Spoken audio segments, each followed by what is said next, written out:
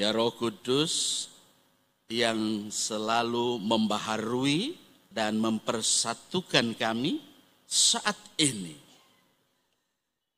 Kami mengucap syukur, berterima kasih Tuhan, oleh karena Tuhan sangat-sangat baik. Di hari perhentian yang Tuhan sediakan bagi kami boleh beribadah. Dan dalam ibadah ini kami bersama rindu Tuhan, supaya kami diisi lagi bejana hidup kami dengan firman Tuhan.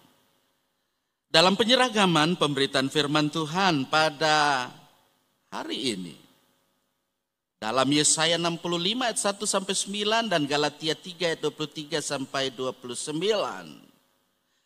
Roh Kudus yang akan terus menerangi hati, pikiran, semua kami yang ada, yang hadir dalam ibadah ini, supaya ketika firman Tuhan kami baca, kami boleh mengerti, kami boleh aplikasikan dalam kehidupan setiap hari. Amin.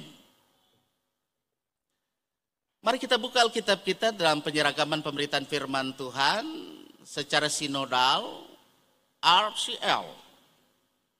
Yesaya 65 ayat 1 sampai ayat 9.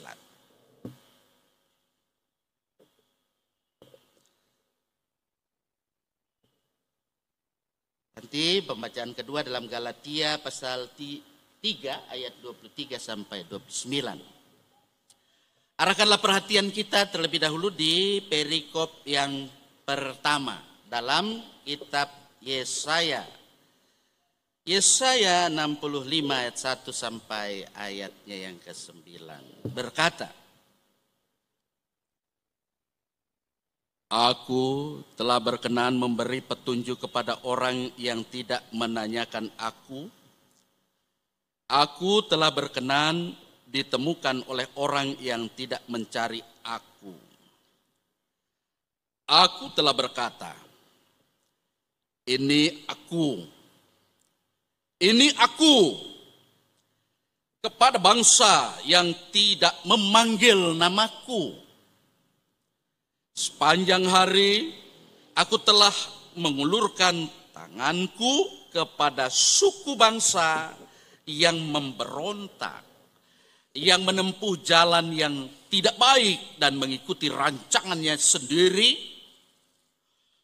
Suku bangsa yang menyakitkan hatiku senantiasa di depan mataku dengan mempersembahkan korban di taman-taman dewa dan membakar korban di atas batu bata, yang duduk di kuburan-kuburan dan bermalam di dalam gua-gua, yang memakan daging babi dan kuah daging najis ada dalam kuali mereka, yang berkata, jauhlah, janganlah meraba aku, nanti engkau menjadi kudus olehku. Semuanya ini seperti asap yang naik ke dalam hidungku, seperti api yang menyala sepanjang hari. Sesungguhnya telah ada tertulis di hadapanku, aku tidak akan tinggal diam, malah aku akan mengadakan pembalasan. Iya, pembalasan terhadap diri mereka atas segala kesalahan mereka sendiri maupun atas kesalahan nenek moyangnya, semuanya serentak. Firman Tuhan. Sebab mereka telah membakar korban di atas gunung-gunung dan mengaibkan aku di atas bukit-bukit. Memang aku akan menakar ke dalam jubah mereka upah untuk perbuatan-perbuatan mereka yang dahulu. Beginilah firman Tuhan, seperti kata orang, jika pada tandan buah anggur masih ada terdapat airnya, janganlah musnahkan itu, sebab di dalamnya masih ada berkat. Demikianlah aku akan bertindak oleh karena hamba-hambaku, yakni aku tidak akan memusnahkan sekaliannya. Aku akan membangkitkan keturunan dari Yakub dan orang yang mewarisi gunung-gunungku dari Yehuda. Orang-orang pilihanku akan mewarisinya dan hamba-hambaku akan tinggal di situ. Diberkati firman Tuhan dalam perikop yang pertama ini. Mari kita membuka perikop yang kedua dalam Alkitab Perjanjian Baru, dalam Galatia pasal 3. Saya akan membacakannya mulai di ayat 23 sampai pada ayatnya yang ke-29. Sebelum iman itu datang, kita berada di bawah pengawalan hukum Taurat dan dikurung sampai iman itu telah dinyatakan. Jadi hukum Taurat adalah penuntun bagi kita sampai Kristus datang supaya kita dibenarkan karena iman. Sekarang iman itu telah datang. Karena itu kita tidak berada lagi di bawah pengawasan penuntun. Sebab kamu semua adalah anak-anak Allah karena iman di dalam Yesus Kristus. Karena kamu semua yang dibaptis dalam Kristus telah mengenakan Kristus. Dalam hal ini tidak ada orang Yahudi atau orang Yunani, tidak ada hamba atau orang merdeka. Tidak ada laki-laki atau perempuan, karena kamu semua adalah satu di dalam Kristus Yesus. Dan jikalau kamu adalah milik Kristus, maka kamu juga adalah keturunan Abraham dan berhak menerima janji Allah. Berbahagialah setiap orang yang menuruti firman Tuhan, sebab firman-Nya itu pelita bagi kaki kita dan terang bagi jalan kita. Haleluya.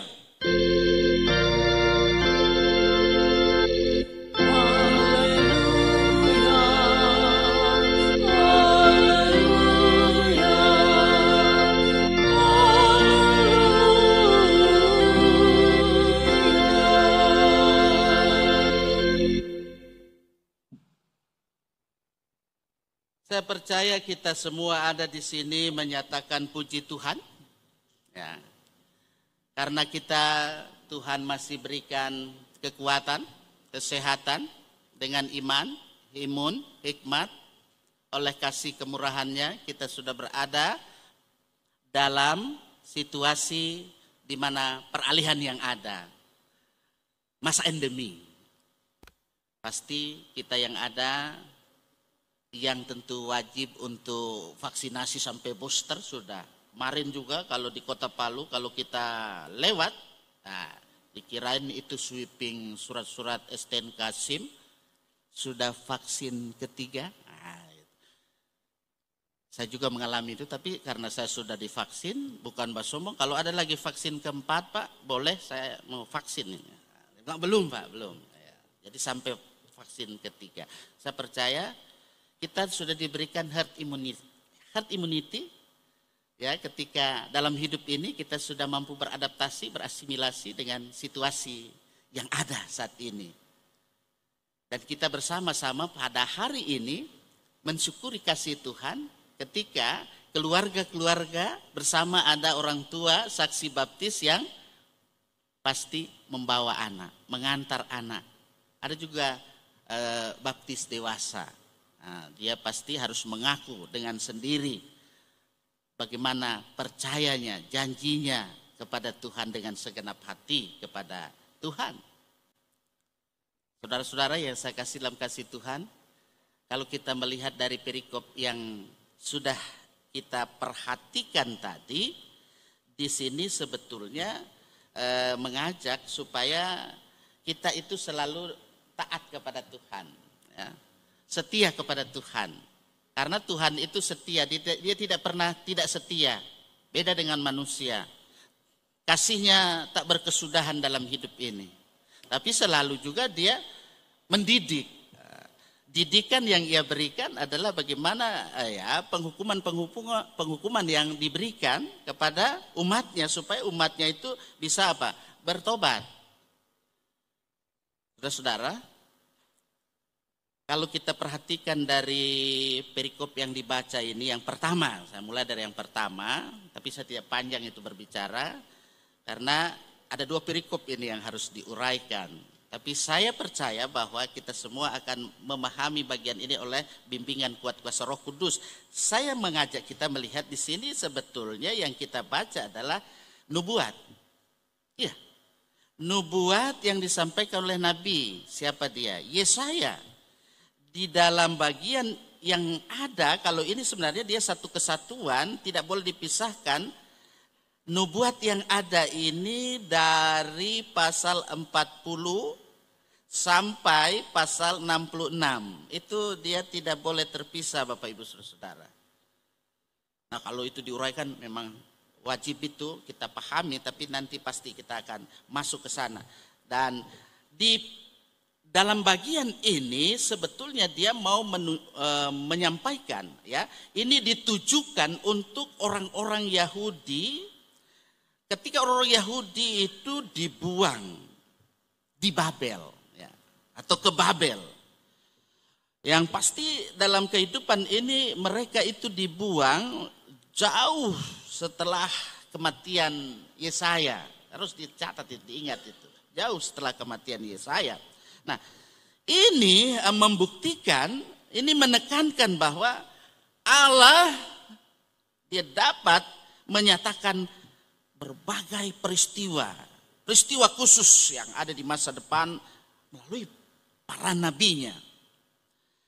Yesaya sebagai nabi dia bernubuat tentang orang-orang Yahudi yang akan menerima apa yang disebut dengan penghukuman yang terjadi atas diri mereka. Dalam rangka Allah mendidik. Nah, itu. Ada unsur pedagogisnya di sini, ada unsur didaktisnya di sini supaya mereka tahu, oh ya, saya harus kembali ke jalan yang benar. Ya. Jalan yang benar yang pasti ditunjukkan oleh Allah melalui utusan yang diutus oleh Tuhan. Itulah nabinya. Kalau dalam hal ini Yesaya. Saudara-saudara jemaat Tuhan yang saya kasih dalam kasih Tuhan, ketika bagian firman yang ada ini kita perhatikan, di sini diingatkan supaya umat itu hidup ya selalu boleh mematuhi hukum Tuhan. Nah, karena itu kan tadi juga ada hukum Tuhan yang dibacakan. Hukum kasih kepada Tuhan, kasih juga kepada sesama manusia. Nah, itu wajib hukumnya kita aplikasikan. Sudahkah itu kita relevansikan? Aplikasikan dalam implikasinya dalam kehidupan, mulai dalam kehidupan keluarga, rumah tangga, apalagi dalam kehidupan berjemaat, bermasyarakat, berbangsa dan bernegara. Nah, ini juga kita sebagai orang tua harus menunjukkan peran kita. Apalagi sekarang kita membawa anak kita untuk menerima pelayanan sakramen. Ya, belum saya menuju ke sakramen, mari kita lihat dulu perikop yang kedua. Saya tidak panjang ya. Perikop yang kedua, mari kita perhatikan di sini. Di sini kita lihat pemberitaan Injil yang dikerjakan, yang dilakukan oleh Rasul. Siapa dia? Paulus. Rasul Paulus tidak selamanya dia berjalan dalam pelayanan ini ya mulus. Banyak kerikil-kerikil tajam yang ia harus lewati. Ya. Sama seperti kita kan dalam pelayanan banyak hal-hal yang terkadang membuat kita mungkin sakit hati, ya toh? Nah, yang sakit hati, nah ada obatnya itu. Obatnya datang juga kepada Tuhan, ya toh? Yesus Kristus. Selanjutnya, membuat kita kecewa, membuat kita terkadang, ya jangan putus asa juga ya. Terus, mari kita lihat di sini. Ketika Rasul Paulus dia menyampaikan pengajarannya kepada orang-orang Kristen, ya, ada orang-orang Kristen yang memang asalnya dari orang Yahudi, ada juga yang bukan Yahudi. Nah, kalau kita orang di GPID kan plural, majemuk dari suku, ada Minahasanya, ada Bataknya, ada Balinya, ada Torajanya.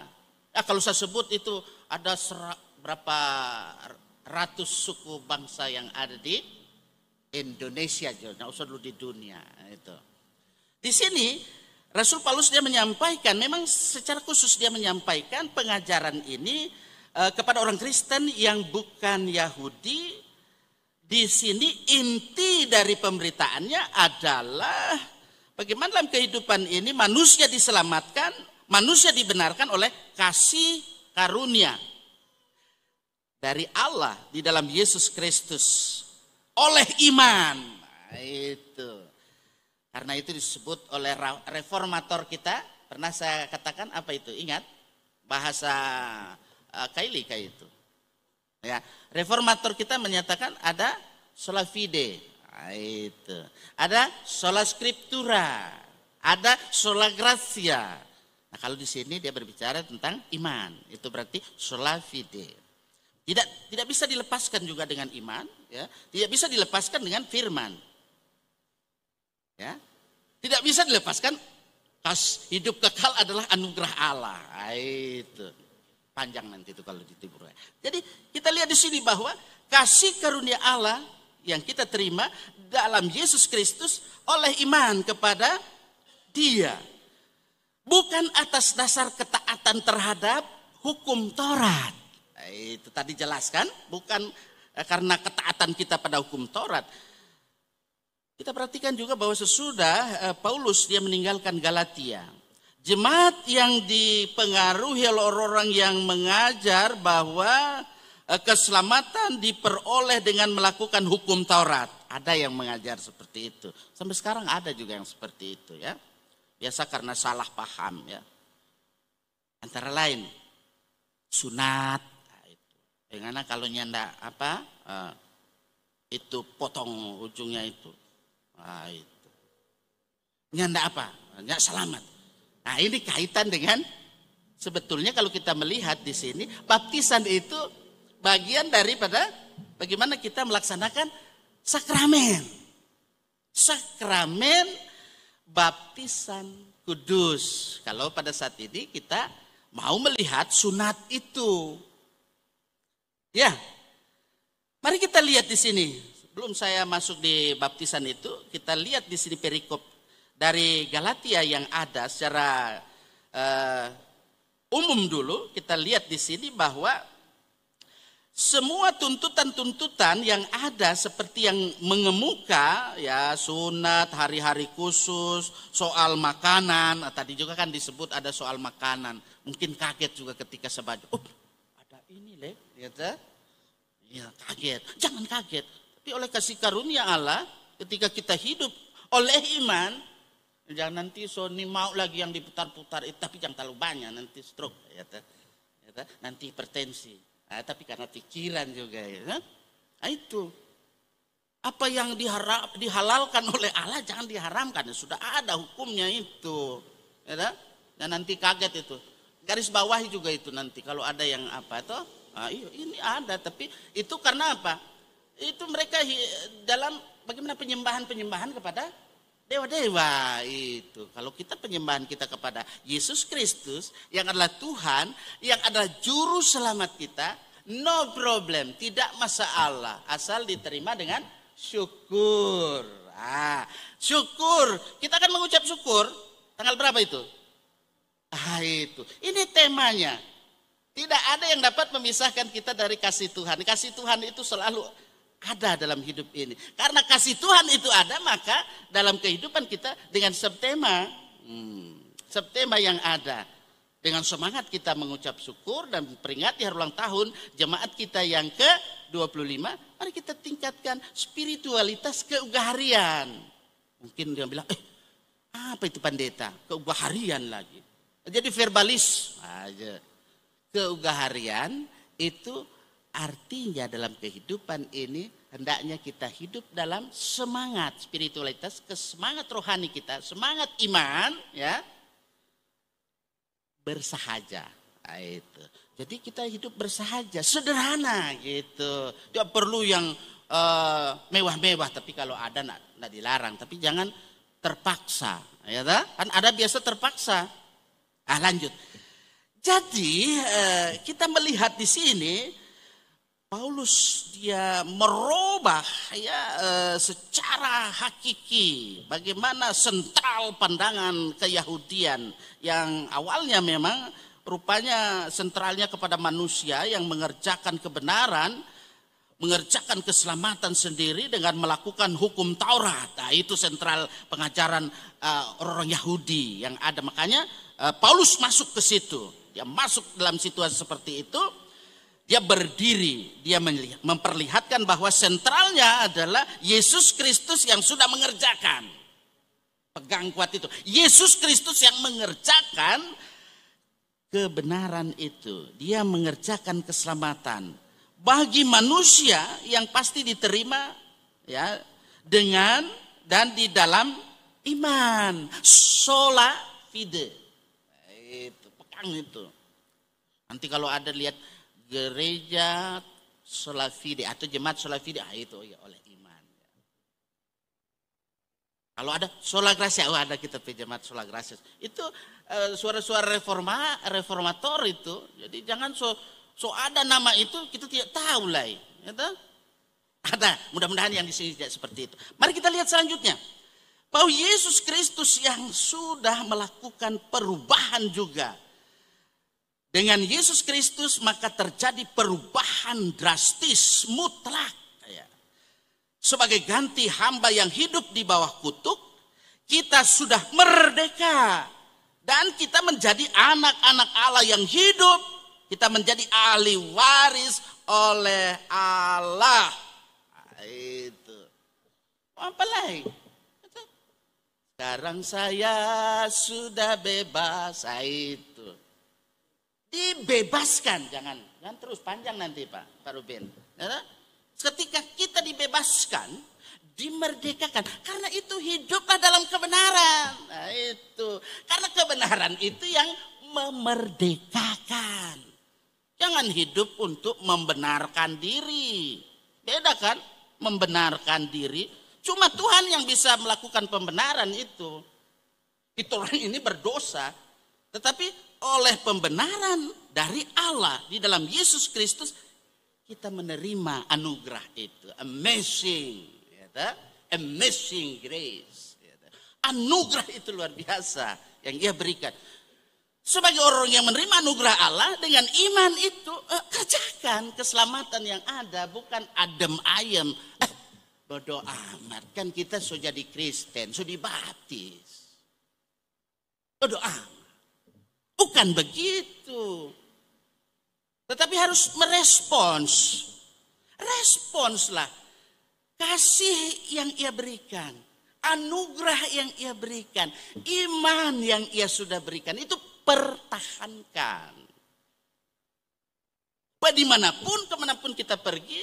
Ya, semua pernah jadi orang tua baptis. Semua jadi orang sarani baptis. Tapi kecuali yang belum menikah ini. Tapi ada yang belum menikah ketika sudah sidia itu bisa jadi papasarani. Ada yang sudah jadi papasarani. Ya? Wajib itu. Bagaimana dalam hidup ini menjadi teladan. Ya, yang suruh anak-anak dia nak pi gereja ngana. Mari yang bakasih tahu nyandak bagereja. Nanti anak bilang, papa sendiri nyandak pergi.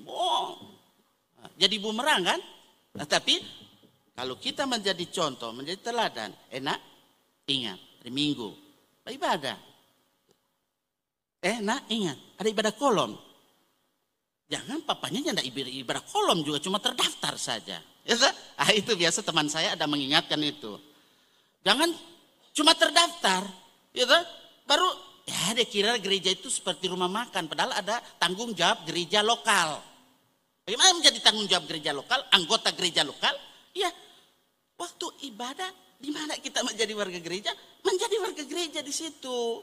Laksanakan tugas kita. Jangan serta apa? Majelis. Ada kematian dia. Kalau so mati baru mau kasih. Nyanda. Jadi dalam setiap waktu kita ada bersama. Susah, senang. Sehat atau sakit. Sama-sama rasa. Bagaimana dalam kehidupan kebersamaan. Karena kebersamaan itu harus. Perikop yang waktu ibadah rumah tangga itu sudah disampaikan, saya tidak ulang itu. Bapak Ibu Saudara-saudara yang saya kasih dalam kasih Tuhan, mari ketika dalam kesempatan yang ini, yang indah ini, kita bersama-sama boleh hadir menyaksikan, dan ada yang memang harus menjadi pelaku untuk bagaimana dia menjadi orang tua, saksi, dan juga dibaptis dewasa. Kita harus melihat ini apa yang diamanatkan oleh Yesus Kristus, yakni menerima sakramen baptisan kudus. Dengan sakramen baptisan kudus ini, sehingga akan terjadi kalau anak-anak belum bisa tahu apa-apa, tugas tanggung jawabnya adalah orang tua dan saksi. Jadi yang ada ini, rasakan bagaimana dalam hidup ini, nikmati kehidupan ini dalam kelahiran baru. Sudahkah ada kelahiran baru? Bukan nanti masuk ke rahim ibu lagi seperti Nikodemus pemahaman. Karena dia orangnya pinter. Masa kita mau masuk lagi ke rahim ibu? Nyanda. Jadi dalam pengertian bahwa dalam kehidupan ini kita dilahirkan, semua orang, bukan cuma kita orang Kristen, semua orang dilahirkan dalam dosa dan berada di bawah kekuasaan iblis, dosa dan maut, oleh karena dosa asali yang diwariskan oleh Adam dan Hawa. Sehingga kita juga wajib membaptis anak-anak kita. Bukan nanti so besar itu B2. Atau nanti so ada itu. Atau nanti cari saksi, di sana bos nanti dapat ampau. Tidak seperti itu. Tapi bagaimana dalam kehidupan ini tanggung jawab itu dilaksanakan. Betul-betul kita terus hidup dalam iman. Sola fide. Sehingga dengan baptisan ini mengartikan selain kelahiran kembali, ada pengampunan dosa yang diperoleh. Pengampunan dosa. Dengan pengampunan dosa kita terima, ada karunia Roh Kudus juga yang bisa kita nikmati dalam hidup ini. Ada meterai keselamatan yang sudah terpatri di sini. Sampai di sini, di akal kita dan sampai di hati kita. Dengan meterai keselamatan, kita memperhatikan juga bahwa kehidupan persekutuan kita ketika baptisan yang diterima itulah yang mempersatukan kita dengan Kristus. Kalau tadi saya katakan bagaimana dalam hidup ini kita menerima baptisan yang ada ini, melalui baptisan Adam yang lama itu serta semua yang ada itu sudah ditenggelamkan dalam kebenaran, dalam penderitaan dan kematian Yesus. Dengan segala kebenaran, dengan semua kekayaan hidup ini dan kasih karunia-Nya itu menjadi milik kita. Harus kita pegang kuat. Selanjutnya, ketika sakramen baptisan diterima oleh anak kita dan saya waktu kecil juga dibaptis, itu berarti ada adopsi. Pengangkatan sebagai anak-anak Allah. Nanti ditanya, kapan bidan datang membantu persalinan sampai Allah beranak? Tidak seperti itu, tapi dalam pengertian yang unik. Dalam baptisan kita menjadi anak Allah. Ya, anak yang kita baptis itu ya menjadi warga anak Allah. Kalau dikatakan kamu semua adalah anak-anak Allah karena iman di dalam Kristus, karena kamu semua yang dibaptis dalam Kristus telah mengenakan Kristus. Perhatikan itu tadi di perikop juga berbicara tentang itu. Dan jikalau kamu adalah milik Kristus, maka kamu juga adalah keturunan Abraham dan berhak menerima janji Tuhan. Perhatikan itu tadi, ada di perikop yang kedua, bukan sekarang ya. Galatia pasal 3 ayat 26 sampai 29. Sehingga dalam baptisan Allah mengadopsi kita dan dia berjanji, akulah Allahmu, kamulah anakku. Lihat betapa besarnya kasih yang dikaruniakan Bapa kepada kita sehingga kita disebut anak-anak Allah. 1 Yohanes pasal 3 ayat 1 itu. Dengan baptisan kudus kita menerima ada berkat-berkat yang diberikan. Berkat-berkat yang ada itu adalah satu pemberian dari Kristus. Kita dilahirkan kembali kepada hidup baru. Kita dibebaskan dari kuasa iblis, dari kuasa dosa, bahkan maut. Semua dosa dihapuskan melalui yang disebut dengan sakramen, ketika air yang dipercikan atau orang di mana orang diselam ya, jangan itu dipersoalkan, diselam atau dipercik, jangan itu, bukan itu yang menyelamatkan. Yang menyelamatkan adalah apa tadi? Iman. Iman dari Bapak Ibu, orang tua, saksi, ini konsekuensi baptisan anak itu ya. Karena itu tugas tanggung jawab orang tua harus itu laksanakan. Memang dia belum tahu apa-apa, tapi Yesus sudah jadikanlah semua bangsa muridku. Semua bangsa anak-anak termasuk di dalamnya. Jadi jangan salah paham nanti di situ. Jangan misunderstanding. Jangan salah mengerti.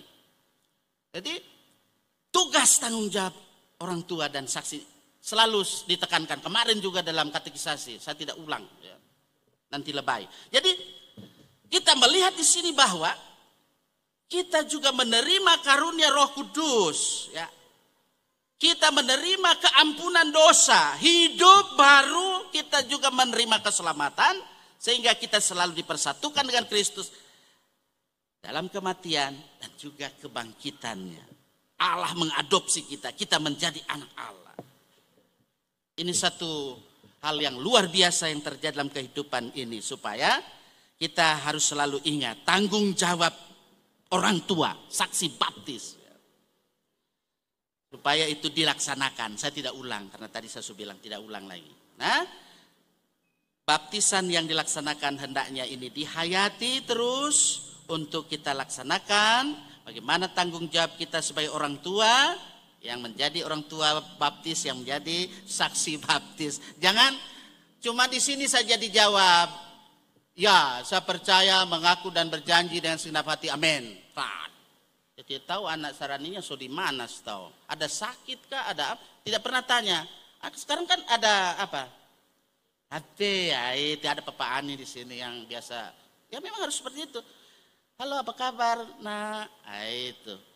Gimana? Itu sudah satu hubungan. Apalagi yang TP anak sarani so, aduh, itu. Saya tidak perlu jelaskan itu.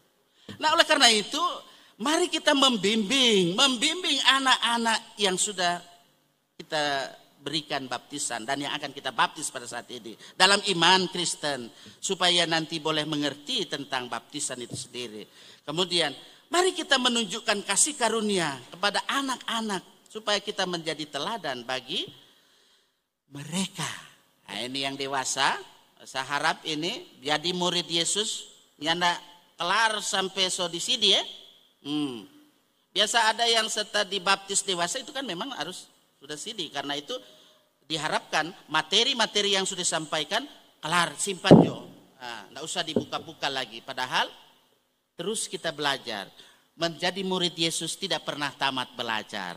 Nanti selesai belajar kalau sudah seperti Om Guntur, kelar dia dalam pelayanan. Jadi karena itu mari kita selalu hidup di dalam bagaimana kita hidup dalam iman, kita hidup melakukan tugas tanggung jawab kita supaya tetap dalam kasih karunia Allah. Hiduplah dalam kasih karunia Allah, karena itu yang akan senantiasa mengantar kita menuju pada keselamatan hidup kekal. Semua katakan amin.